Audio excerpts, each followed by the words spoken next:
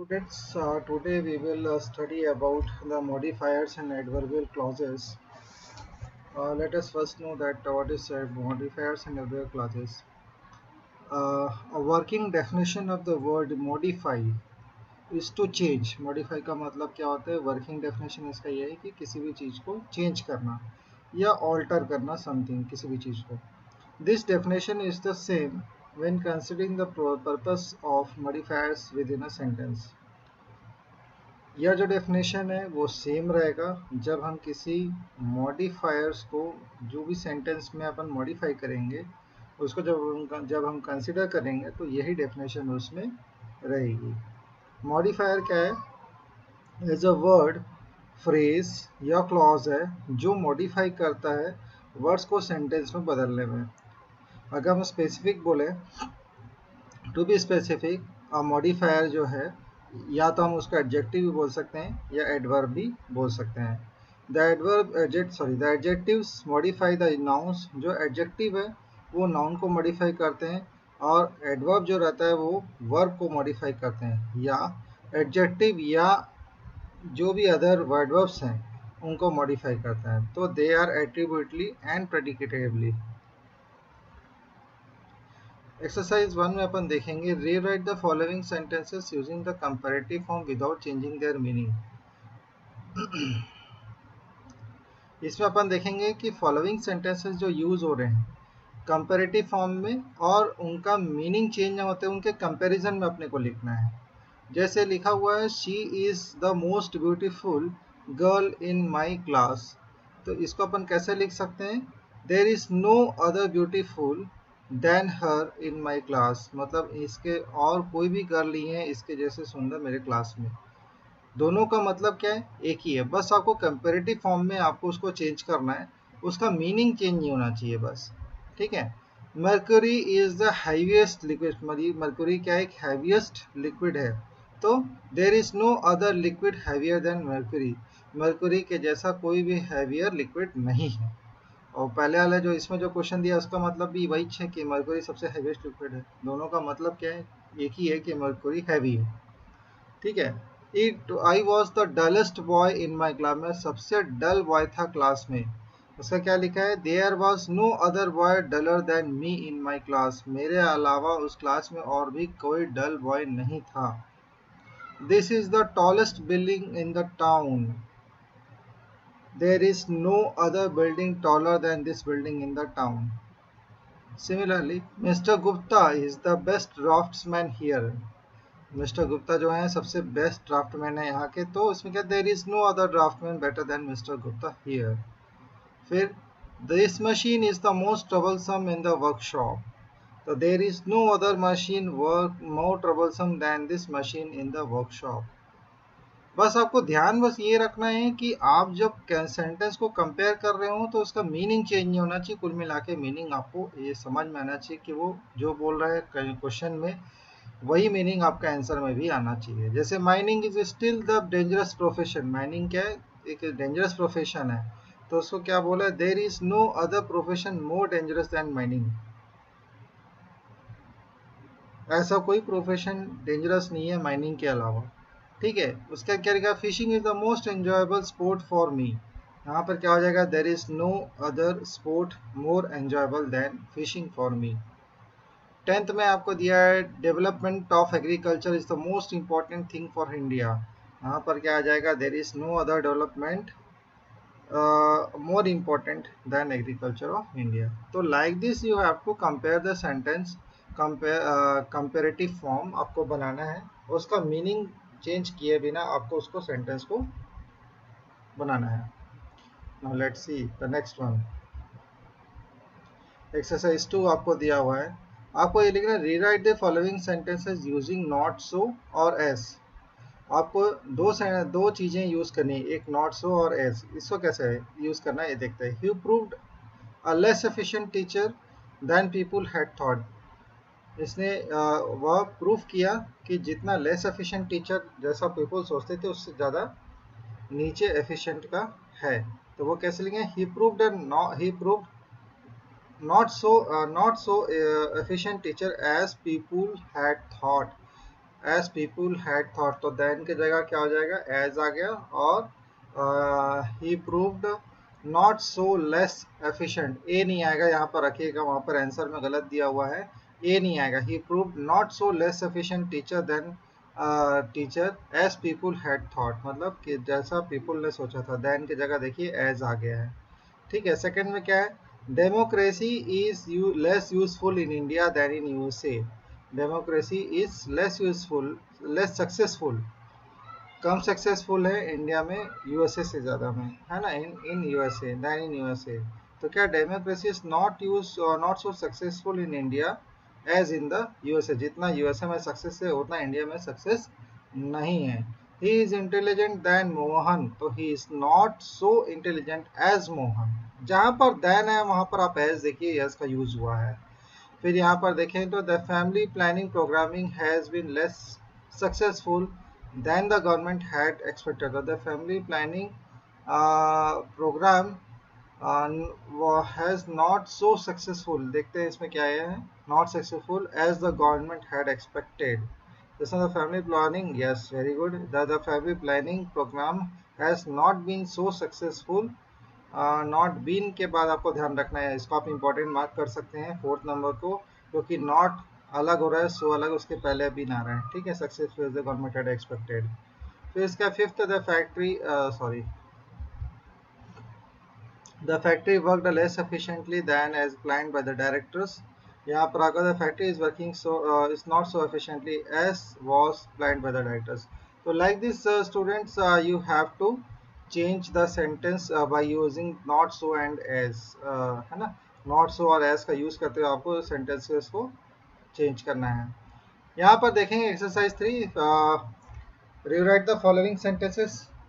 Sentences को कैसे rewrite करना है, रीराइट करना है मतलब आपको उसका मीनिंग चेंज नहीं करना है, बाकी सेंटेंस वही रहेगा। सेंटेंस मतलब ऐसे चेंज करना है कि उसकी मीनिंग वही रहे।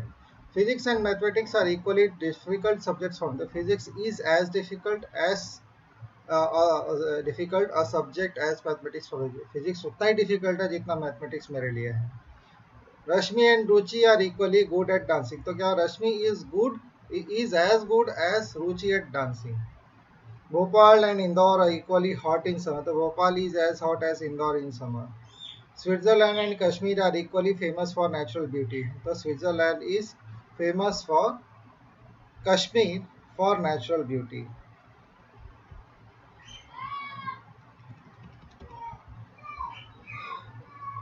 ठीक है, the heavy ball fell, sorry यहाँ पे heavy ball and the light ball fell equally fast on the ground. The heavy ball fell as fast as the light ball fell on the ground.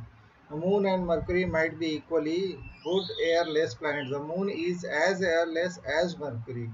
तो students आप लोग को इसी तरीके से आपको क्वेश्चंस मिलेंगे, आपको बस कंपेयर करना है, कंपेयर करके आपको सेंटेंस की मीनिंग वही रखनी, बस सेंटेंस थोड़ा बहुत चेंज होगा और कुछ नहीं है। तो कहाँ पर चेंज होगा उसको आपको ध्यान रखना पड़ेगा। ठीक है, जैसे ये क्वेश्चन है, rewrite the following using the adverbs in the brackets in appropriate positions. तो जैसे my sister goes to the picture on Sundays, तो यहाँ यूजुअली दिखा था, माय सिस्टर यूजुअली गोज, यहाँ पर यूजुअली गोज के पहले आएगा। We wear cotton clothes in summer, we generally wear cotton. I have my coffee with me, I always have my coffee with me. Venus is visible with unaided eye. Venus is often visible with unaided eye. Mercury may be seen without a telescope low down in the west after sunset or low down in the east before sunrise. So Mercury is sometimes without a telescope low down in the west after the sunset or low down in the east before sunrise. तो ऐसे आपको use करते जाना है आप लोग का adverb को उस सेंटेंस के अंदर। तो ये प्रैक्टिस से आएगा, आपको थोड़ा सा इसमें प्रैक्टिस करनी पड़ेगी, याद रखना पड़ेगा कि कौन सा चीज़ कहाँ पर आ रहा है, तभी आपसे ये चीज़ बनेगा। ठीक है, तो यहाँ से आपको 13 to 40 15 to 16 क्वेश्चन दिए हैं। यहाँ पर आपका जो मॉडिफायर्स है वो खत्म हुआ है। Now we will next move to the adverbial class. Now we are moving to the adverbial clauses. That what is adverbial clause? An adverbial clause is a group of word that plays role of an adverb, जो adverb का role करता हो। Word adverb clause एक ऐसा group है, words का एक ऐसा ग्रुप है जो एडवर्ब का रोल प्ले करते हैं। जैसे like all clauses an adverb clause will contain a subject and verb, उसमें सब्जेक्ट एंड वर्ब आएगा। कैसे आएगा? एडवर्ब्स ऑफ टाइम पहले देखते हैं कि टाइम कैसा यूज होता है। An adverb of time states when something happens और how often. An adverb of time often starts with one of the following subordinated conjunctions. इसमें conjunctions के साथ में यूज हो जाता है, जैसे after, as long as soon as, before, no sooner than, since, until, when, while, ये सब आप लोग को यूज करना होगा। तो एग्जाम्पल एक दिया हुआ है, after the game has finished, the king and pawn go into the same box. As soon as, यहाँ पर क्या हुआ? after यूज हुआ है, यहाँ पर as soon as का आपको बता रहा है। as soon as में कैसे यूज हुआ है? as soon as you trust yourself you will know how to live। जैसे ही आप, जितना जल्दी आप ट्रस्ट करेंगे अपने आप में, उतना ही जल्दी आपको कैसे जीना है वो आपको पता चलेगा। एडवर्ब ऑफ फ्रीक्वेंसी, फ्रीक्वेंसी किस में आती है? फ्रीक्वेंसी आती है आपके डेली, ईयरली, ये सब जो बोलते हैं वो फ्रीक्वेंसी में आएगा।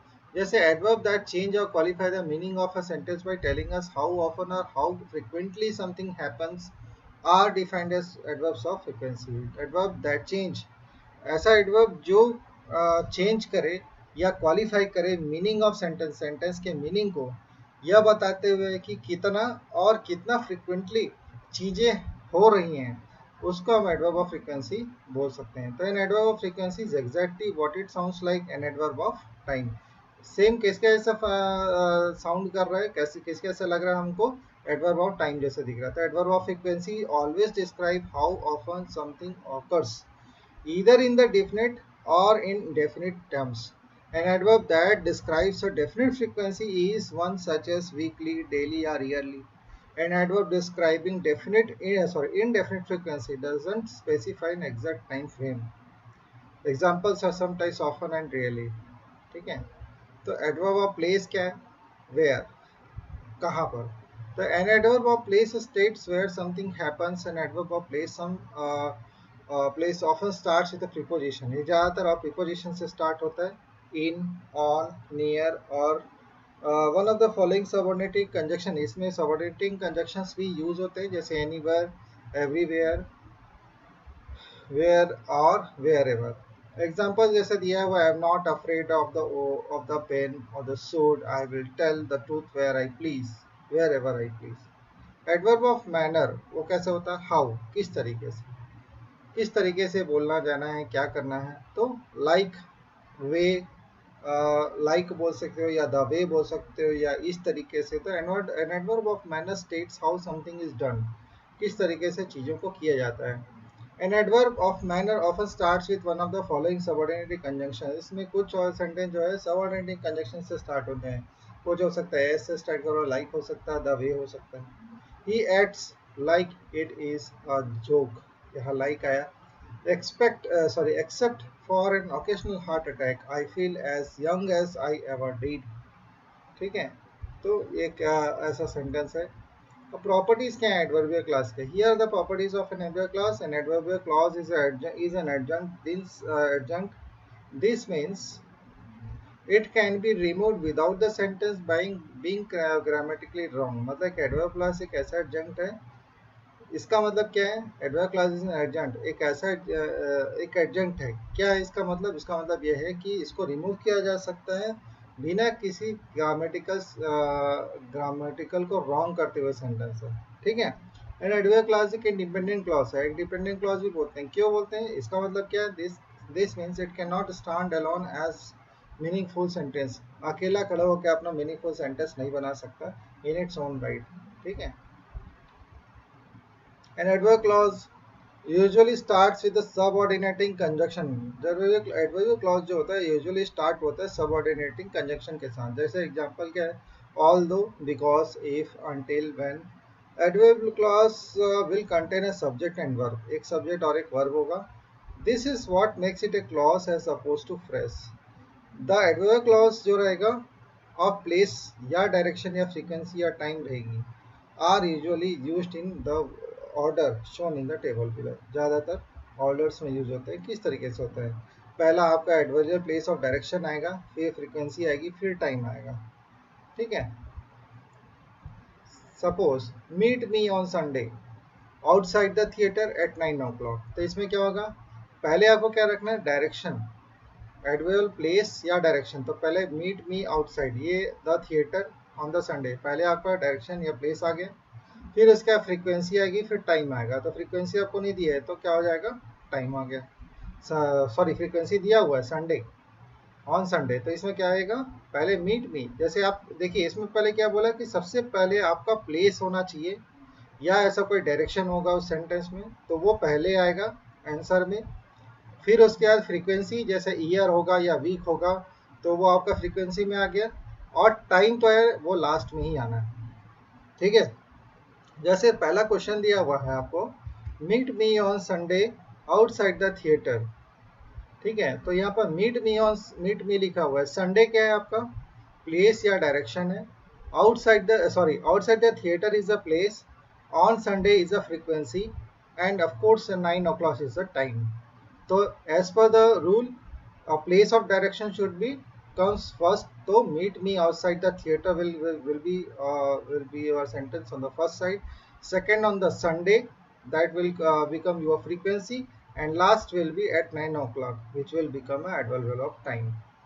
Let us see the another example. Please return the file. पहले क्या बोला है आपको, फाइल को रिटर्न करो, बिफोर इवनिंग करना है आप लोगों को। यहाँ पर आपको ये देखना है कि इसमें प्लेस ऑफ डायरेक्शन या फ्रीक्वेंसी या टाइम दिया हुआ है क्या आपको। ठीक है, तो क्या, please return the file to the office before the return to the office.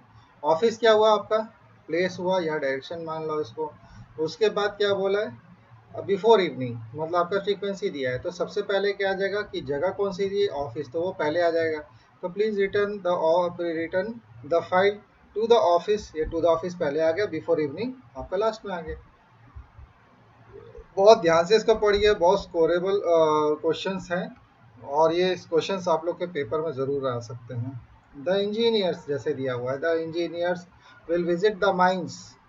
तो ये visit the mines this year is a frequency 3 times आपका जो है। तो प्लेस क्या हुआ, पहले आ गया, तो the engineer will visit the mines at Chirmiri पहले आएगा, फिर दिस ईयर पहले, सॉरी, फिर 3 times पहले आएगा, ये फ्रीक्वेंसी हो गई आपकी, और दिस ईयर जो हो जाएगा वो आपका लास्ट में हो जाएगा। ठीक है, ये ऐसे आपको सेंटेंस को चेंज करते जाना है। We go to the workshop, हम वर्कशॉप पे हमेशा जाते हैं, तो एवरी वीक 3 times दिया हुआ, तो 3 times पहले, एवरी वीक लास्ट में आएगा। he spends his holidays always on the seashore in a village। तो इसमें दो प्लेस आपको दिख रहे होंगे, तो हॉलीडेज पहले है। ठीक है, हॉलीडेज के बाद क्या आ जाएगा, सबसे पहले आपका आएगा क्या, एडवर्ब ऑफ प्लेस, फिर डायरेक्शन। तो प्लेस क्या है आपका, प्लेस है आपका सी शोर, फिर उसका डायरेक्शन क्या दिया आपका, विलेज, और ऑलवेज आपका जाएगा पहले। तो he always spends his holidays on the sea shore in a village. ठीक है, तो स्टूडेंट्स आपको इसी तरीके से सारे क्वेश्चंस को चेंज करना है। पहले आपका एडवर्ब क्लॉज ऑफ प्लेस आएगा, या फ्रीक्वेंसी प्लेस आएगा, या डायरेक्शन आएगा, फिर उसके अकॉर्डिंग आप लोग का फ्रीक्वेंसी होगी, या फिर एडवर्बियल ऑफ टाइम आएगा। इसको आप रूल को फॉलो करेंगे तो आपका किसी भी क्वेश्चन में आपको दिक्कत नहीं आएगी। यह सब सारे क्वेश्चंस आप लोग को इसमें दिए हुए हैं, इसमें कोई परेशानी नहीं आएगी आपको। ठीक है, थैंक यू वेरी मच।